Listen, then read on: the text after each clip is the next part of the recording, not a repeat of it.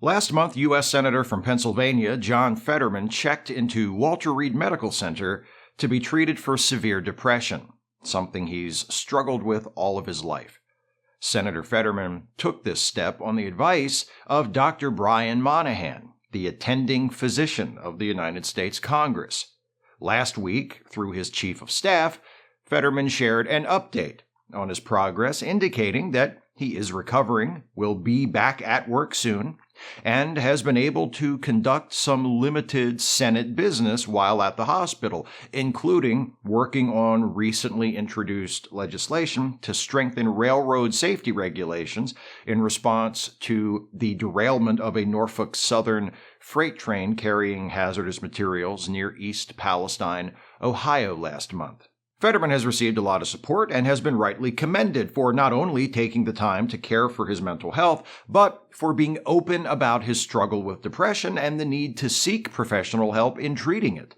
Mental illnesses, even ones as pervasive and potentially harmful as depression, are still stigmatized, misunderstood, and wrongly viewed as evidence of personal failure or weakness. So it's nice to see a prominent person take his own bout with mental illness as an opportunity not to hide it, but to draw attention to it and to represent the fact that mental illness is a normal thing that millions of people have to deal with every day, that it's a difficult part of life, but ought not be a shameful one. Good for you, Senator Fetterman.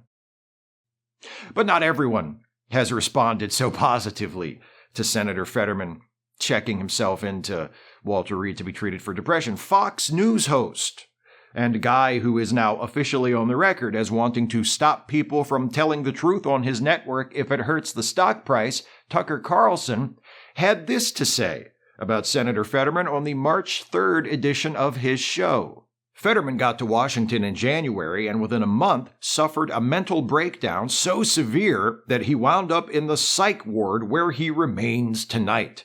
Apparently, Fetterman cracked under the strain of a Senate campaign in which he was forced to pretend that the brain damage he had suffered from a stroke wasn't actually a big deal. So, the problem with this is not John Fetterman himself. The problem is that a society that elevates people who are mentally ill is doomed. Wouldn't a functional society elevate people to positions of leadership who are the wisest, the smartest, the sanest, who have the greatest degree of foresight and emotional self-control? Yes, it would.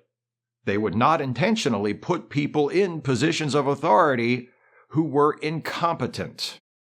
That's not all Carlson said. His attack on Fetterman went on too long for me to quote it in its entirety, but if you fear I'm quoting him unfairly, I encourage you to seek out the full segment. Elsewhere, in the bits I didn't quote, Carlson also describes Fetterman's wife, Giselle, as a, quote, former illegal alien, and accuses Giselle and Fetterman's chief of staff, Adam Gentleson, of being, quote, mercenaries who are taking advantage of Fetterman's illness.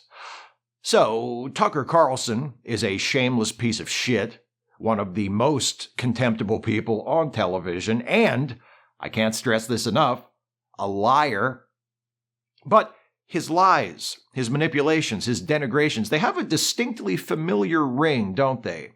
Look again at what he's saying about Fetterman, and by extension all people who suffer from mental illness. He characterizes Fetterman's depression as a breakdown, as cracking under the strain. He calls him incompetent. He says that a society that elevates mentally ill people to leadership positions is doomed. In another part of his diatribe, Carlson questions Fetterman's contributions to the aforementioned railroad safety bill, wonders how a man receiving psychiatric care can possibly be able to write legislation. The message Carlson is sending to his viewers is clear. The mentally ill are weak, broken, incompetent, must be kept from positions of leadership, and can't be trusted to take part in our democracy. There's a term I like to use to refer to attitudes such as those expressed by Tucker Carlson regarding mentally ill people: Nazi shit. A society that elevates mentally ill people is doomed. That's some Nazi shit.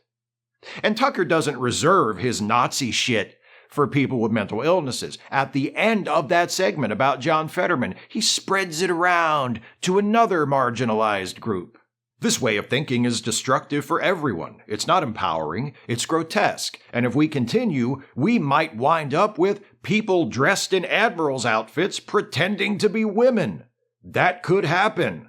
Then he cuts to a clip of Dr. Rachel Levine, describing herself as the first female 4-star officer of the U.S. Public Health Service Commissioned Corps.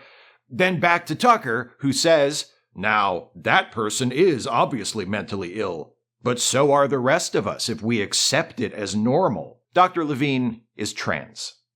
Tucker describes her as a mentally ill person pretending to be a woman. Like I said, Tucker is a piece of shit. But he's not the only one. Whipping up fear and hysteria regarding trans people has been one of the favorite pastimes of right-wingers for the last several years. The day after Tucker's segment on Fetterman aired, Michael Knowles, a host at the Daily Wire, gave a speech at CPAC and said this: "For the good of society, transgenderism must be eradicated from public life entirely. The whole preposterous ideology at every level. Calling for the eradication of a group of people? Nazi shit."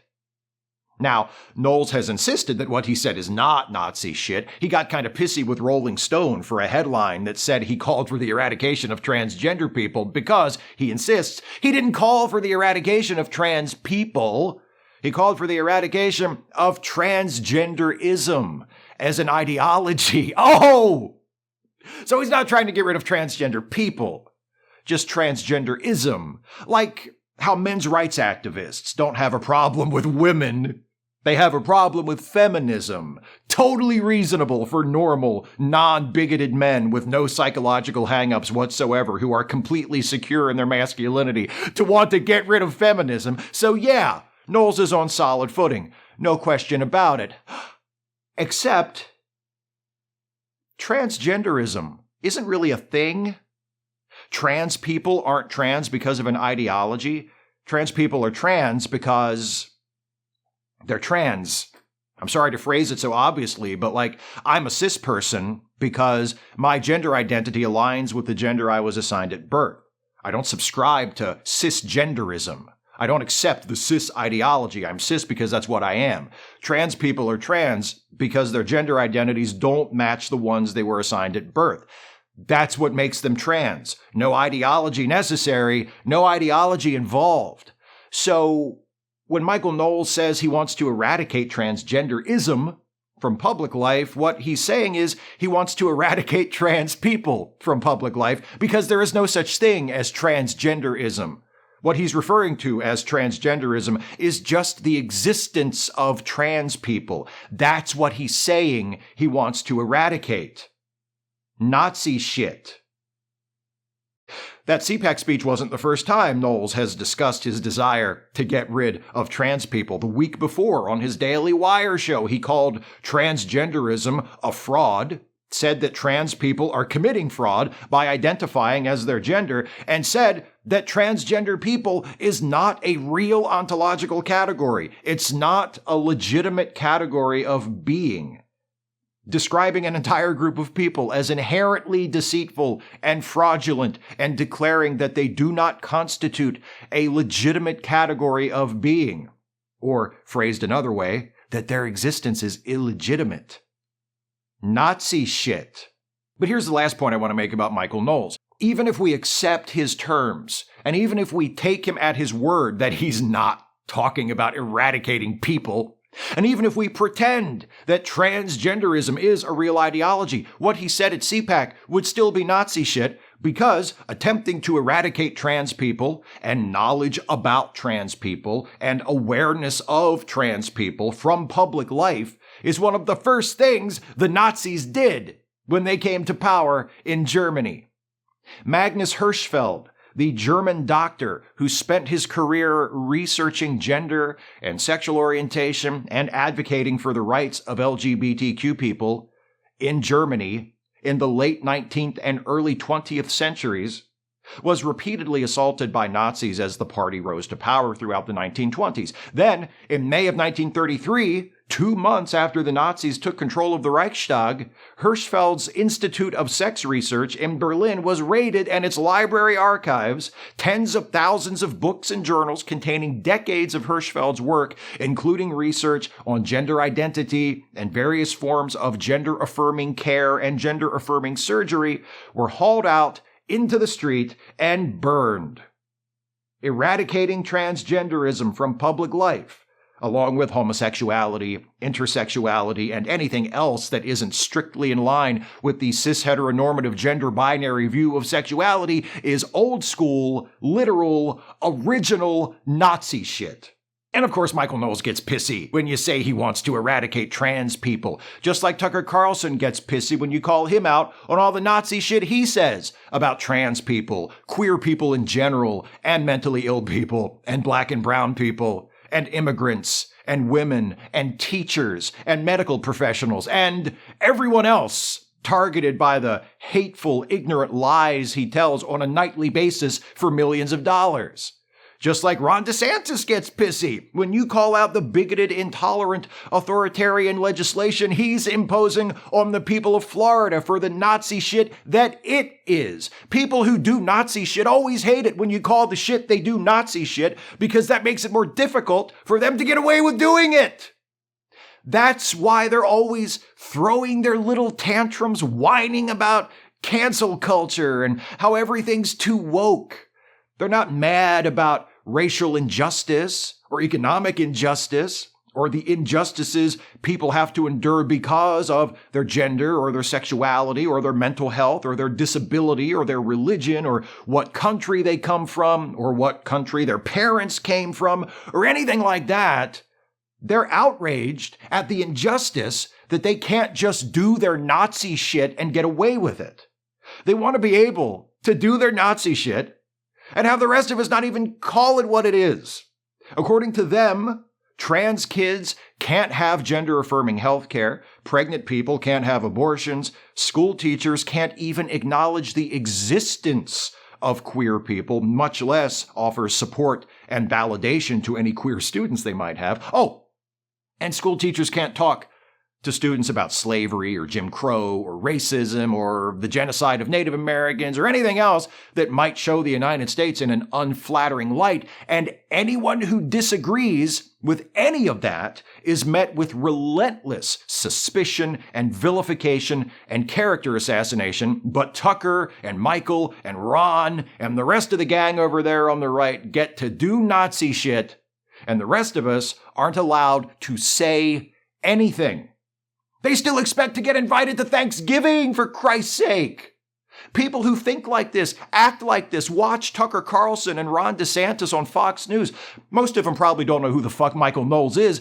They cheer for these bastards as they talk and do their Nazi shit. And then when they get banned from Thanksgiving, they piss and moan about that. What's the world coming to? I can't even see my grandkids. I'm a victim of the woke agenda. No, dumbass, you're a victim of your family deciding they're sick of putting up with your Nazi shit. You want to be treated like a decent human being? Then you need to start acting like one. You don't get to do your Nazi shit. Sorry if that bums you out, Tucker, Michael, Ron, and all you other assholes on their side. But the rest of us aren't just going to let you do your Nazi shit. You might get away with some of it for a little while, but you're not going to get away with it in the long run. Not because you're going to be categorically, legally barred from politics and public life like Tucker wants to do to mentally ill people or Michael wants to do to trans people, but because there are more of us than there are of you. You say you're the silent majority, but you're definitely not silent, and you're not the majority. If you were, you wouldn't have to lie about how many of you there were. And you wouldn't have to rely on voter suppression to win elections. We outnumber you. Your grip on political power in this country, based on illusory mandates, is slipping, and eventually you're going to lose it. And you're going to fall into the same intellectual and ideological landfill where we tossed all the Nazi shit the last time we had to go through this. But don't worry. You've most likely still got a few years before that happens. And after it does, you'll be fine. Nobody's calling for your eradication. Nobody's saying your existence is illegitimate. Absent your political power and cultural influence, you're just a bunch of assholes. And human history has established pretty emphatically that asshole is a real and extremely crowded category of being. So you'll have plenty of company. And you'll have something else you covet too. You'll get a break from the rest of us constantly calling you out on your bigotry and your ignorance and your lies and your projection and your fucking Nazi shit. Because when you're not spewing your hateful, dehumanizing rhetoric from massive media platforms, and you're not using the levers of government to impose your narrow, oppressive, brutal worldview on other people, most of us don't give a damn about you or what you think because you're fucking tiresome. Stop trying to make your bullshit everybody else's problem. Mind your own business. Knock it off with the Nazi shit, and when Thanksgiving dinner rolls around, keep your fucking mouth shut and eat your mashed potatoes, and we'll all get along fine.